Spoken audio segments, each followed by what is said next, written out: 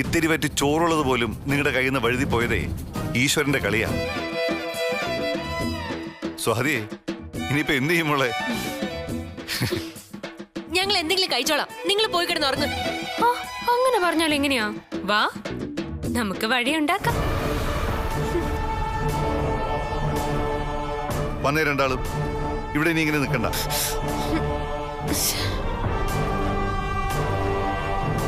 വരാനല്ലേ പറഞ്ഞത്?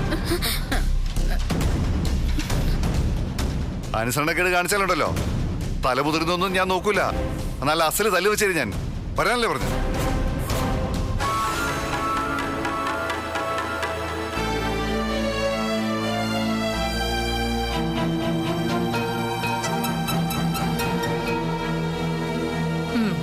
രണ്ടുപേരും ഇരിക്കും. ഈ പാത്രത്തിലൊന്നും കഴിക്കാനില്ലെന്ന് ഞങ്ങൾക്കറിയാം. വിളിച്ചിരുത്തി ആഹാരമില്ലെന്ന് പറഞ്ഞ് വീണ്ടും ആക്ഷേപിക്കാനാണോ പരിപാടി? ആദ്യം രണ്ടാളും ഇരിക്കെ. ആഹാരം തന്നാ പോരെ. വാ, ഇരിക്കെ.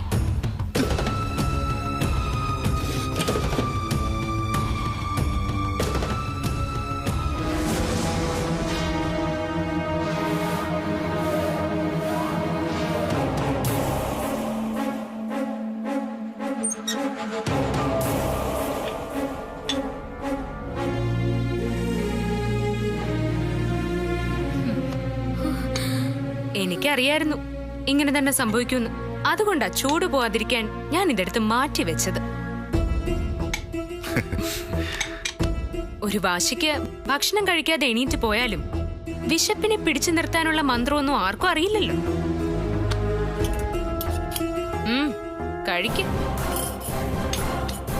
കഴിക്കാൻ.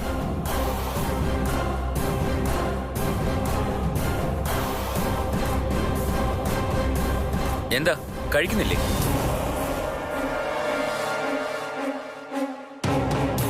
വേണ്ടെങ്കിൽ എഴുന്നേറ്റ് പോയി കിടന്നോ.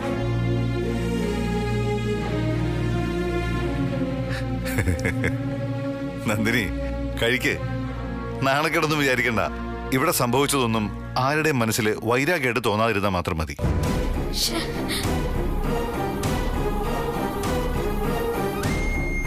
ഈ വീട്ടില് പരസ്പരം സ്നേഹിച്ചും സഹായിച്ചും കഴിയേണ്ടവരാ നിങ്ങൾ.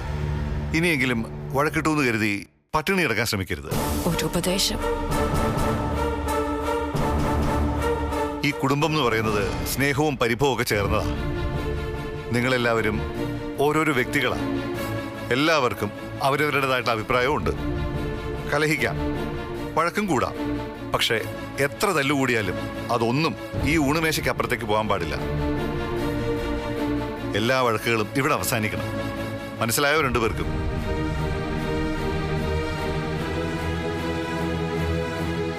നിങ്ങൾക്കെല്ലാവർക്കും ഈ വീട്ടിലുള്ളത് ഒരേ അധികാരവും അവകാശവും തന്നെയാണ്. പക്ഷേ പരസ്പരം സ്നേഹമില്ലെങ്കിൽ ഇതൊന്നും ആർക്കും ഉണ്ടാവില്ല. അതുകൊണ്ട് ഇനി ഇത് ആവർത്തിക്കരുത്.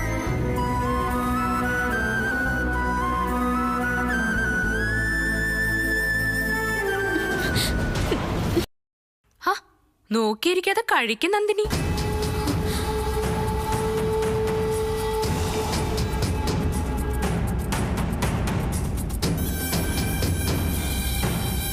ഗൗരി, നിന്നോട് കൂടിയാ പറഞ്ഞത്.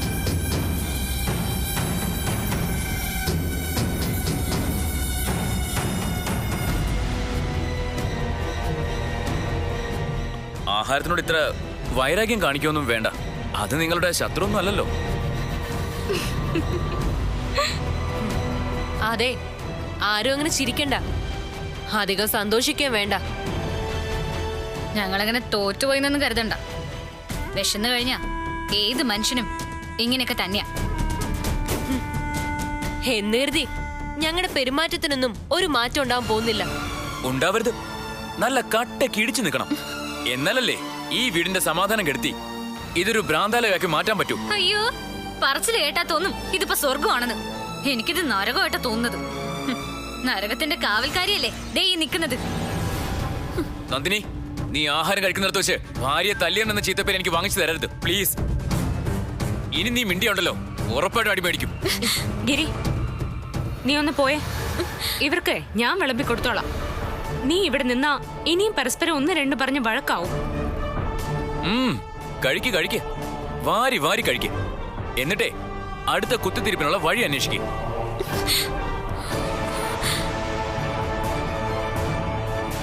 ഗിരി, നീ ഒന്ന് പോകുന്നുണ്ടോ?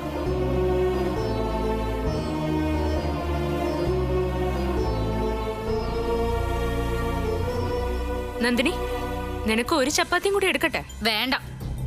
അതെന്താടി നിനക്ക് ചപ്പാത്തി കഴിച്ചാ? ദാ, മുഴുവനും കഴിക്കണം. രണ്ടുപേരും വയറ് നിറച്ച് കഴിച്ചിട്ട് വേണം എനിക്ക് വിഷം തന്ന് എന്നെ കൊല്ലാനുള്ള പുതിയ ഐഡിയ ആലോചിക്കാൻ.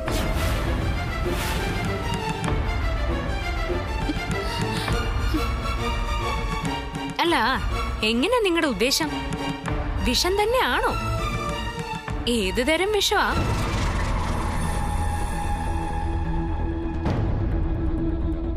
അതോ കഴുത്ത് ഞെരിച്ച് കൊല്ലാനാണോ പ്ലാൻ? അത് ഞങ്ങളുടെ ഇഷ്ടത്തിനനുസരിച്ച് ചെയ്യും. ചെയ്യുന്നതൊക്കെ കൊള്ളാം. പക്ഷേ ഒന്ന് ഓർക്കുന്നത് നല്ലതാ. പണ്ട് ഇവിടെ വന്ന ഒരാൾ ഇതുപോലെ നിന്റെ വല്യമ്മയുടെ ജീവൻ എടുത്തു.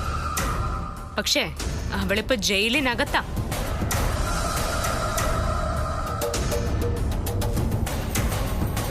അയ്യോ, നോക്കിയിരിക്കാതെ കഴിക്ക്. എനിക്ക് വേണ്ട. ഇരിക്കട്ടെ അവിടെ ഇരിക്കാൻ. മര്യാദക്കിരുന്ന് മുഴുവനും കഴിച്ചോണം. എന്താ, നിനക്ക് എഴുന്നേക്കണോ?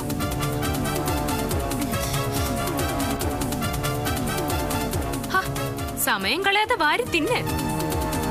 ഇത് മുഴുവൻ കഴിക്കാതെ ഇവിടെ നിന്ന് എഴുന്നേറ്റ് പോയാ അടിച്ച് നിന്റെയൊക്കെ കാരണം ഞാൻ പോയിക്കും. എന്തായാലും നിങ്ങളെന്നെ കൊല്ലാൻ പ്ലാൻ ചെയ്തിരിക്കല്ലേ? അതുകൊണ്ട് ഞാനൊരു കാര്യം ചെയ്യാൻ പോവാ. ഈ വീട്ടിലെ എല്ലാ മുറിയിലും വെളിയിലും ഞാൻ കുറച്ച് രഹസ്യ ക്യാമറകൾ വെക്കാൻ പോവാ. എന്നിട്ട് അതിന്റെ മോണിറ്റർ ഞാൻ എന്റെ മൊബൈലിൽ സെറ്റ് ചെയ്യും. നീയൊക്കെ ഇരിക്കുന്നതും നടക്കുന്നതും കിടക്കുന്നതും എല്ലാം ഞാൻ നോക്കി കാണും.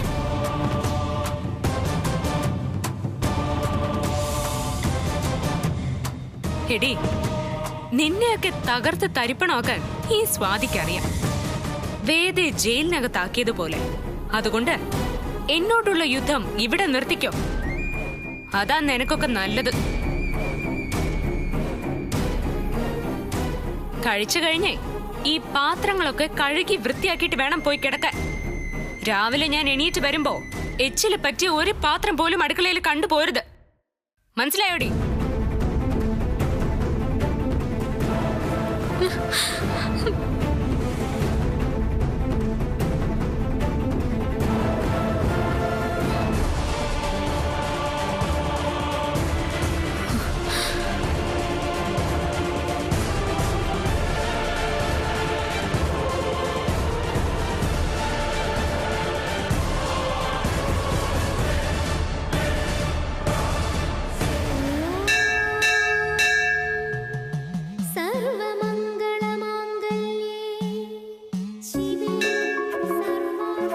ഒരു പുഷ്പാർച്ചന. നീൽ മഹേഷ്, തിരുവോണ നക്ഷത്രം.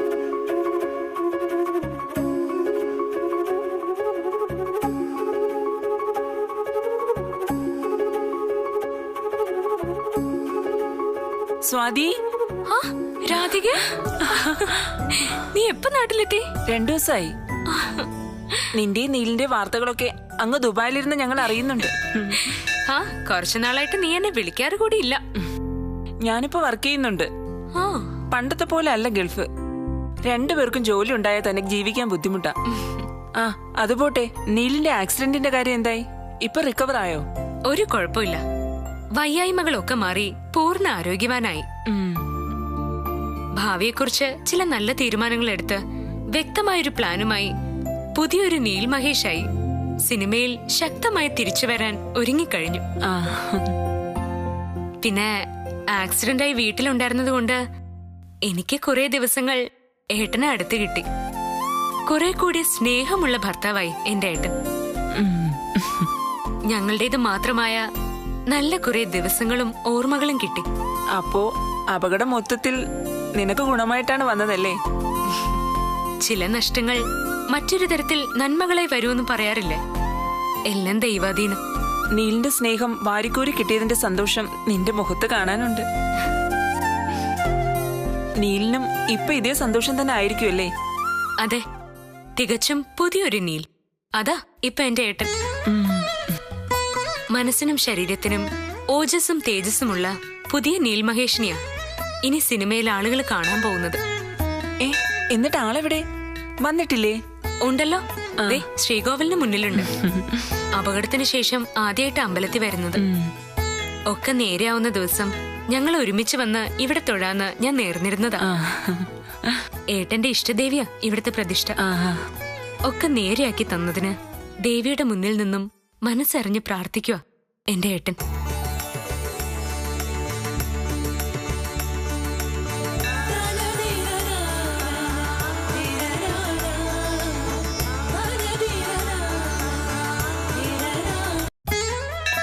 ഏട്ടന്റെ ഇഷ്ടദേവിയാ ഇവിടുത്തെ പ്രതിഷ്ഠ. ഒക്കെ നേരെയാക്കി തന്നതിന് ദേവിയുടെ മുന്നിൽ നിന്നും മനസ്സറിഞ്ഞ് പ്രാർത്ഥിക്കുക എന്റെ ഏട്ടൻ.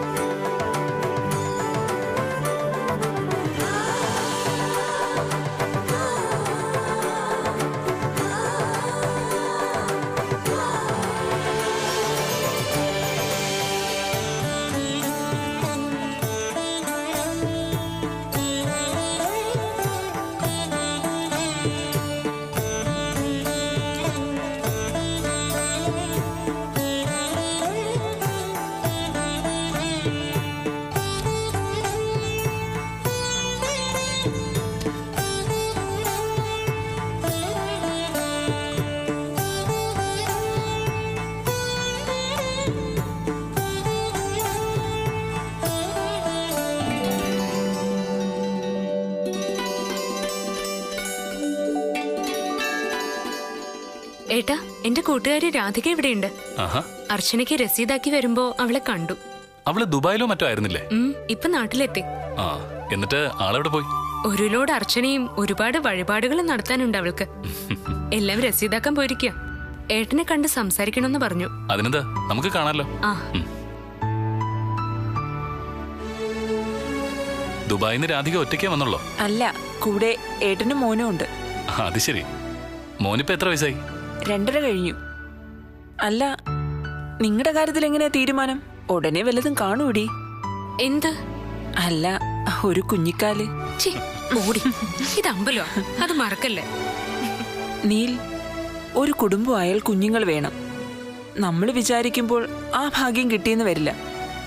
ദൈവം കൂടി അനുഗ്രഹിക്കണം. അതുകൊണ്ട് എത്രയും നേരത്തെ ആവുന്നോ അത്രയും നല്ലത്. എന്തായാലും ഇനി അധികം വൈകില്ല, അല്ലേ സ്വാതി?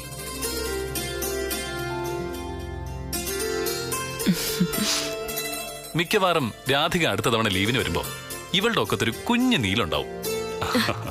അയ്യോ ഏട്ടാ, ഒന്ന് മിണ്ടാതിരുന്നേ. ആക്ഷൻ ഡയറക്ടർ ബാബുരാജിന്റെ പുതിയ ത്രില്ലർ സിനിമയിൽ നീലാണ് നായകനെന്ന് കേട്ടു. ശരിയാണോ?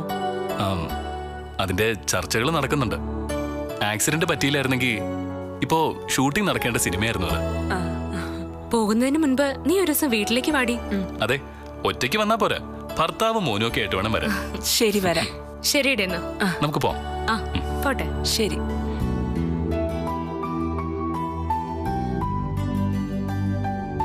നിന്നെ ഞങ്ങൾ ഡ്രോപ്പ് ചെയ്യടി. വേണ്ടടി, ഞാൻ കാറിലാ വന്നേ. റോഡിൽ പാർക്ക് ചെയ്തിരിക്കുക. ശരി ശരി. കാണാം. സ്വാതി, എന്താ ഏട്ടാ? നമുക്ക് രാധിക പറഞ്ഞ കാര്യത്തിൽ ഒരു തീരുമാനത്തിലെത്തണ്ടേ? എന്ത് കാര്യത്തിൽ? കുഞ്ഞുവാവയുടെ കാര്യത്തില്. ഒന്ന് മിണ്ടാതിരിക്കേട്ടാ, ആരെങ്കിലും കേൾക്കും ഇതുപോലൊരു സാധനം. നീ കേറിക്കേ. സാറേ, ഒരു സെൽഫി. പിന്നെന്താ, ഒരു മിനിറ്റ്.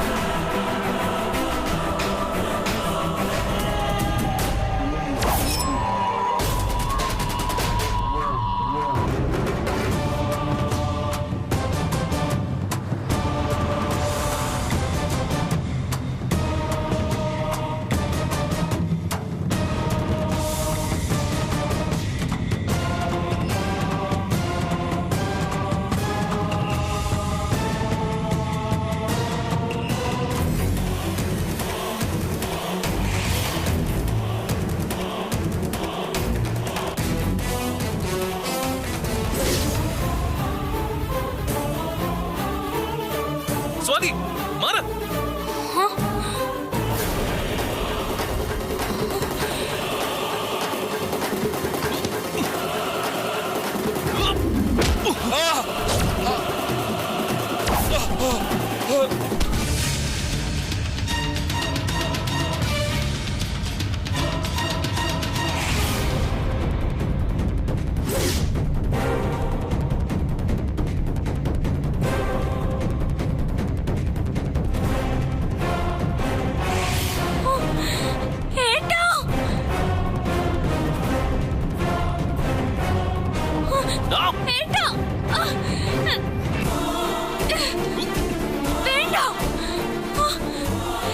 സ്വാതി,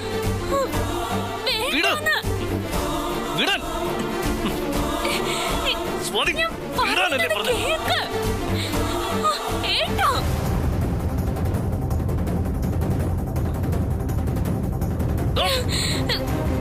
സ്വാതി,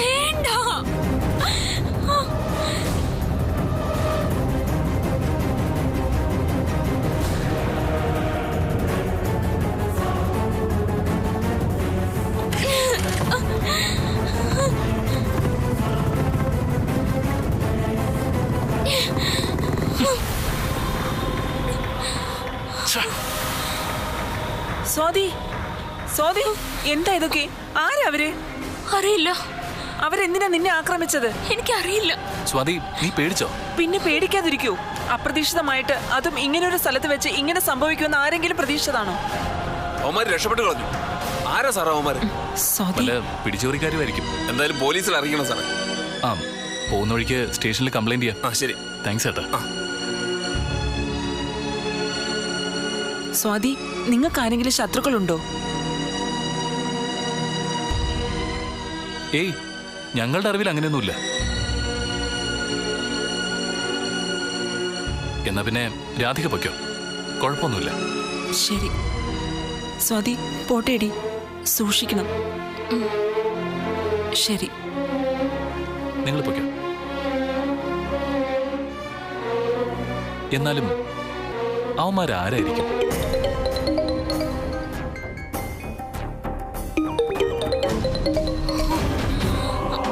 ആരാ സ്വാതി? വേദയോ?